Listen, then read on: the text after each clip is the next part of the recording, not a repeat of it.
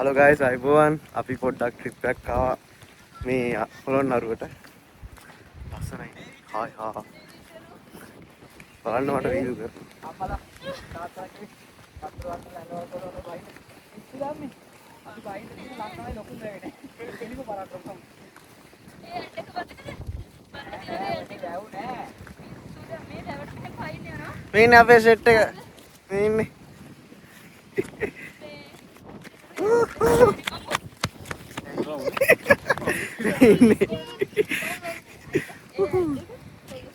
Hello ඉතින් මේ පරාක්‍රම සමුද්‍ර ගාව තමයි ඉන්නේ. මේගොල්ලෝ නෑවා. දැන් කන්න යන්නේ.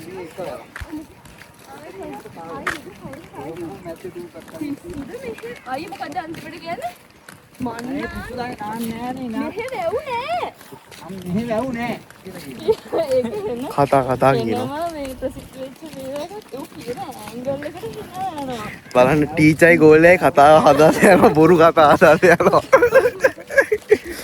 උඹලට අලියෙක් බලන්න ඕන. මේ වීඩියෝ එකක් දානවා. උඹලට තේරෙන්නේ ළමයි පේනවද පරාක්‍රම සමුද්‍රේ නැද්ද යාලියෙක්? ගොඩක් zoom කරලා තියෙනවා. මේ ගාන මේ දුර තමයි මං ඉන්නේ. zoom කරා මෙහෙට.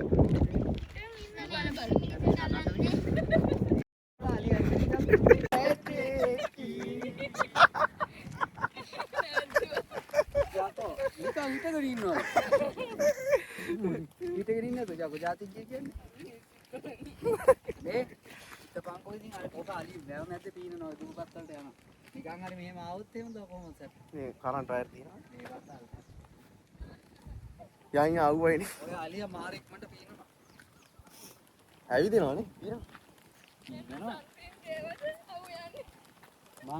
මං කියාවේ මේක හදලා තියෙන වැව් පහකි.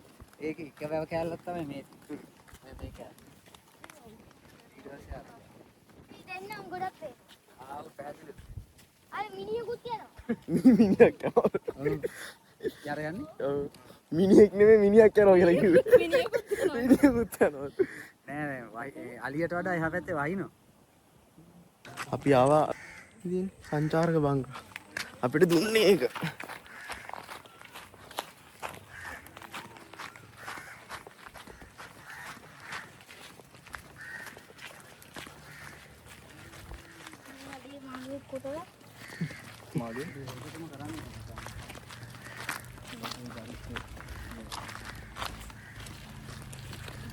කෝල් කරන්න ඉන්නේ.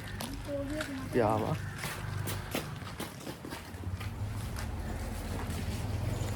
හරි නම් දොරත් අරගත්තා. යකෝ මට තව කියලා කියන්නේ තොපි නිකන්ද? හා? මොලේ තියෙනසේ.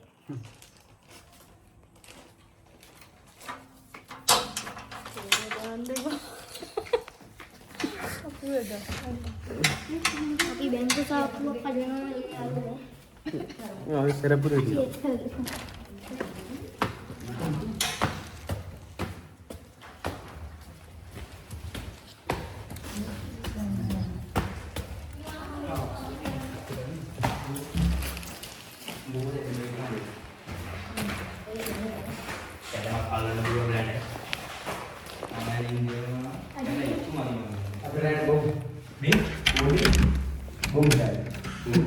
මේක වෙන්නේ හා.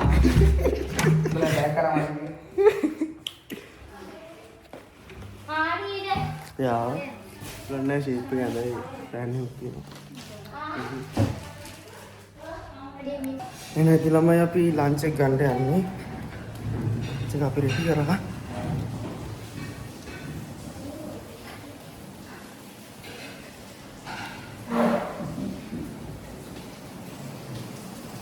Sekina. Main table ni. Nasi kerana habis ni semua nasi kerana. Sangkur lagi dah keres ini loga ni.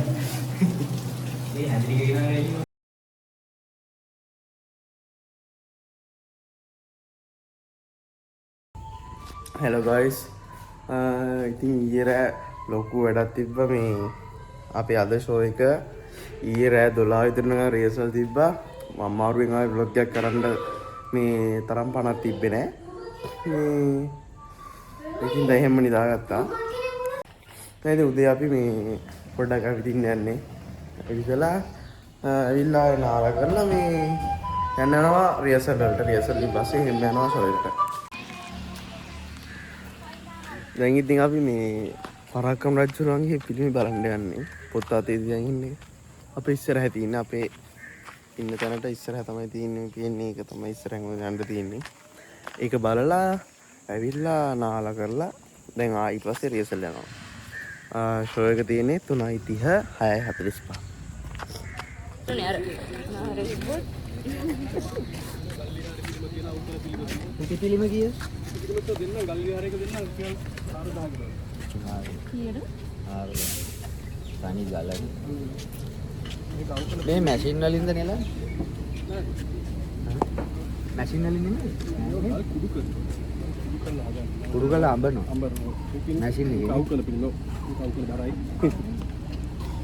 මේ හදනේ වස්තු කඩුවට අපි දෙන්නේ සාමාන්‍ය රුපියල් 12000ක් වෙන කඩේ ගන්න කිව්වේ. මේෙන් අරන් ගිහලා තමයි සාප්පුල විකුණා. මොකක්ද කියන්නේ? මොකක්ද කියන්නේ?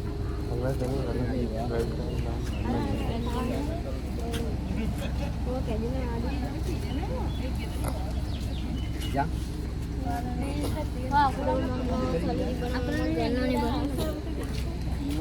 सरस्वती देवी की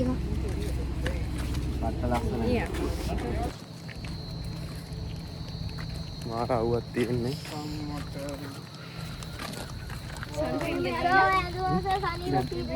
ගෑව. අර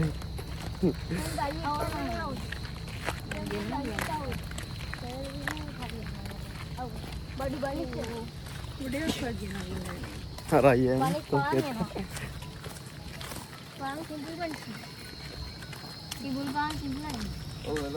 මේ වීරගල්. කිබුල් පාන් වීර කියන්නේ පළු වීර පළු ගස් වෙන ලෝක රහයි. ඒක රහයි කාටක් තියෙනවා. අපි ගෑව විල්පත්ති. පළු ගස් කියලා හව තියෙනවා. ඔක ඒක වීර ගස්. ඇයි බං අර මේ අන්දරේ මරුනේ. වීර ගහක්. තාම ගෙඩි නෑ. ඕකේ මේ මේ කාගේ? මේ ජම්බු. කන්න එපා.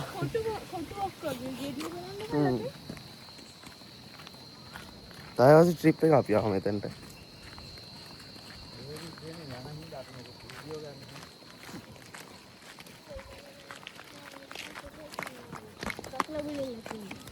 ඉන්න අපිත් එක්ක ආව කට්ටිය.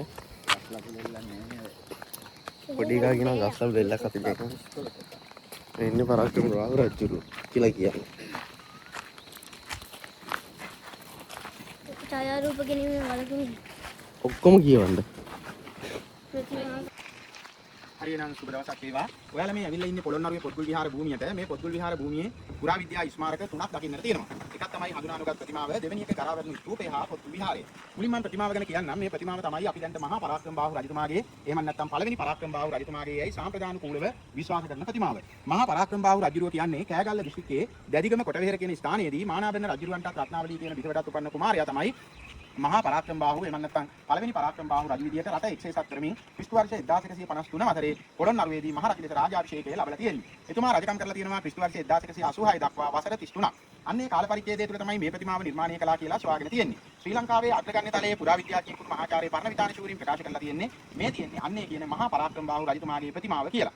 නමුත් මේක සම්බන්ධයෙන් තවත් මතයක් තියෙනවා. ලංකාවේ පළවෙනි පුරා විද්‍යා කොමසාරිස්වරයා වුණු මහාචාර්ය SCP බෙල් මහත්තයාගේ මතයට අනුව මේ තියෙන්නේ ඍෂිවරයෙක්ගේ ප්‍රතිමාවක්. ඍෂිවරු තුන් දෙනෙක් කියලා සඳහන් වෙලා තියෙනවා. එක්කෙනෙක් පුලස්ති ඍෂිවරයා, අනිත් එක්කෙන අගස්ත්‍ය ඍෂිවරයා හෝ කපිල ඍෂිවරයා වෙන්න පුළුවන් කියලා.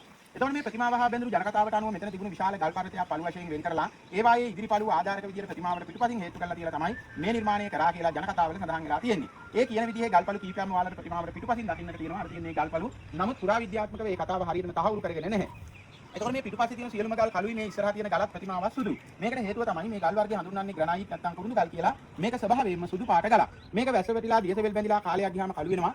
දැනට අවුරුදු 25කට විතර කලින් එහෙම වර්ෂාවට ලක් වෙලා මේ පිටුපස්ස වගේම ඉදිරි කොටසත් කළුවට තමයි තිබුණේ. මේ වෙනකොට පුරා විද්‍යා දෙපාර්තමේන්තුවේ මේක රසායනික ද්‍රව්‍ය යොදලා වාර්ෂිකව සෝදනවා. ඒ නිසා තමයි මේ ගලට උරුම නියම පාටින් දකින්නට තියෙන්නේ. ප්‍රතිමාවේ උස අඩි 11මාරයි. මේකේ විශේෂ සලකුණු කීපයක් තියෙනවා. එකක් තමයි බුද්ධ ප්‍රතිමාවක් හා සමානවම මේකේ කන් දිගයි. ඒ කියන්නේ ලම්බ කරණයි. ඒ වගේම මේකේ හිස මදක් වම් පැත්තට බර වෙලා ඇස් අඩවන් වෙලා තියෙන්නේ. ප්‍රතිමාවේ තියෙන වැදගත්ම කොට තමයි මේ දෑතේ දරාගෙන තියෙන වස්තුව. ඒක සම්බන්ධයෙන් අදහස් දෙකක් තියෙනවා. මේ ප්‍රතිමාව ඍෂිවරයෙක් කියලා අදහස් කරන විද්වතුන් කියන්නේ පොළොන්නරු යුගයේ සන්නසක් අඩංගු පුස්කොළ පොතක් මේ තියෙන්නේ කියලා. ඒ වගේම මේක මහරජතුමායි කියලා විශ්වාස කරන විද්වතුන් කියන්නේ මේ අතේ තියාගෙන ඉන්නේ වියගහක් කියලා. වියගහක් කියන්නේ අපි හරක්ගෙන් කුඹුරු වැඩ කරනකොට ඒ හරක් දෙන්නේගේ කරයා කරලා කරට වලින් තියෙන ලීර තමයි වියගහ කියලා කියන්නේ. ඒක බොහොම ගෞරවනීය වස්තුවක් වගේම ඒ කාලේ රටේ රාජ්‍ය සංකේතයේ විදිහට භාවිත කරලා තියෙනවා. එතකොට මේක වියගහක් නම් තව ටිකක් දිගට එන්න ඕනේ. නමුත් ඔයාලට පේනවා බැලු බැලමටම මේකේ දෙපැත්ත මට කිලුටුනේ යම් කැඩිච්ච ස්වභාවයක් දකින්නට තියෙනවා. එතකොට මේ ප්‍රතිමාව ඍෂිවරයෙක්ගේ කියලා මතයක් ඇති වෙන්න හේතු කාරණා කීපයක්ම තියෙනවා. එකක් තමයි මේ ප්‍රතිමාව රජ කෙනෙක්ගේ කිව්වට රජ කෙනෙකුට අවශ්‍ය කිසිම රාජාභරණයක් නිර්මාණය කරලා නැහැ. ඉනෙන් උඩ ඇඳුමක් නැහැ. බ්‍රාහ්මණ ඍෂිවරු පූජකවරු අදටත් ඔය හින්දු ආගමේ පූසාරිවරු පළඳිනවා. එක හරහා පුන නූල කියලා නූලක් ඔයාලා දැකලා ඇති. අන්නේ නූලේ හැටියට සමානව නිර්මාණය කරපු පටියක් මේකේ තියෙනවා. ඔයාලට පේනවද මෙතන මේ ඉනේ ඉහළම රේඛාවරුටින් බඩ හරහා පටියක් යනවා.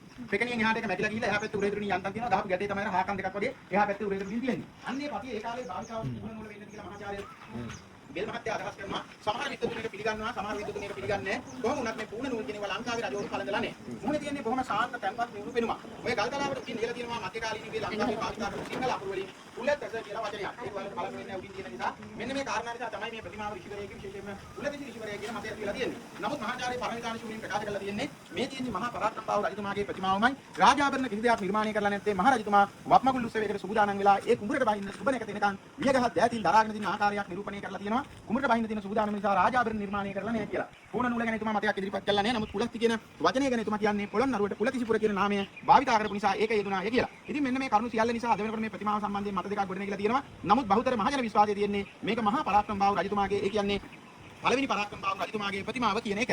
නමුත් මේක ලියාපදිංචි කරලා තියෙන්නේ පොත්ගුල් විහාරය හඳුනානුගත් ප්‍රතිමාව කියලා. ප්‍රතිමාවේ හිතර උඩින් තියෙන්නේ කොණ්ඩේ උඩට කරලා වෙන විලාසිතාවක්. ඒක අපි හඳුන්වනවා මකුට විලාසිතාව කියලා. ඇඳගෙන ඉන්න ඇඳුම අපි හඳුන්වන්නේ දෝතිය කියලා.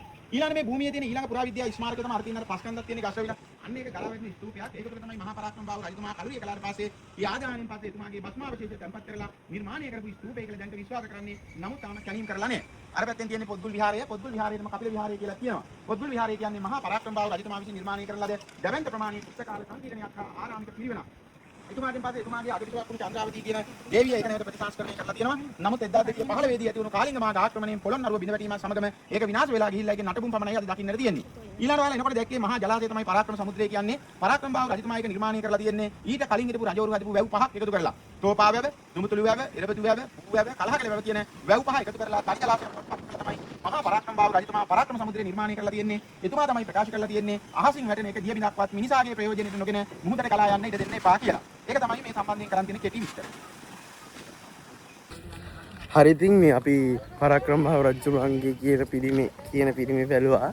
දැන් අපි යනවා පරාක්‍රමබාහු රජු හදපු පොත්ගුල් විහාරයට. ඒක පරාක්‍රමබාහු රජු හදපු විශාල පුස්තකාලයක් කියලා තමයි කියන්නේ.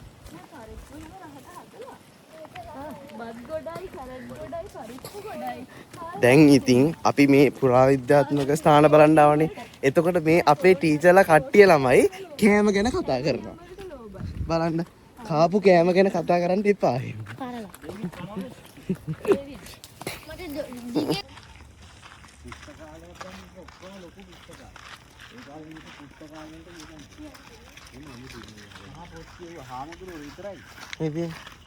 අඩේ අපරාධයේ පොත් ටික ඉස්සරින පරණ පොත් මොනවද ලියලා තියෙනවා. මෙතන මොකක් කරේ ලියනවා ඒ මේකෙන් ලියලා තියෙනවා. ඒ පුරාවිද්‍යාවෙන් තියෙන ඒක නෙමෙයි කොහොමද ගඩොල් ඉස්සර වරුණ. ඔව් මේ ළඟදී හදපු. ආරක්ෂකට ඒක.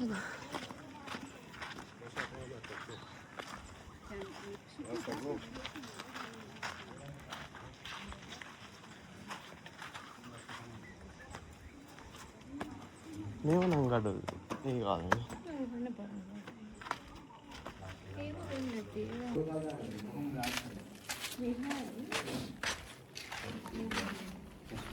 වටිනා පොත් ටික මෙතන කියලා නැත්තම් බුදු පිළිමයක් කරලා.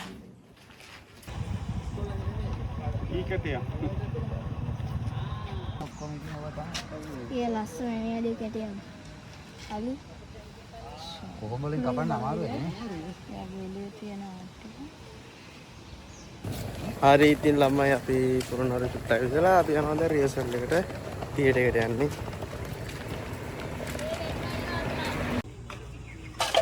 හරි බබු. මට්ටමද බිබුණා. පොඩි ප්‍රශ්න කීප.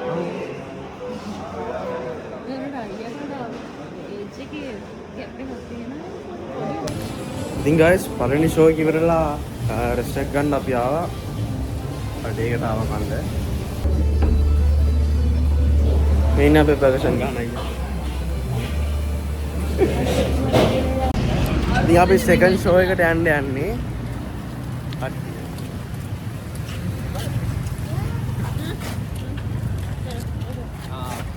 මේ ඉන්න කොහොමද?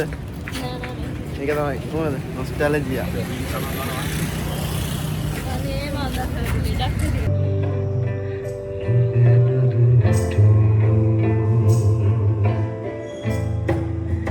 හදින් හද ගිනි දිවි ගින්නේ දෙවි.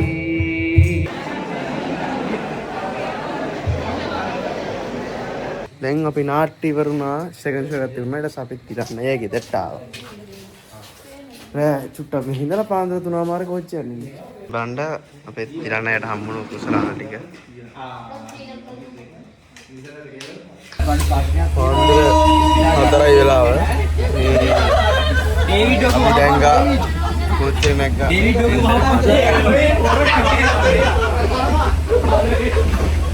ඒ තාඩි පෙට්ටියක් මම හම්බුණා. ඔය සෙනග නැහැ කියලා ඇදී ඇදී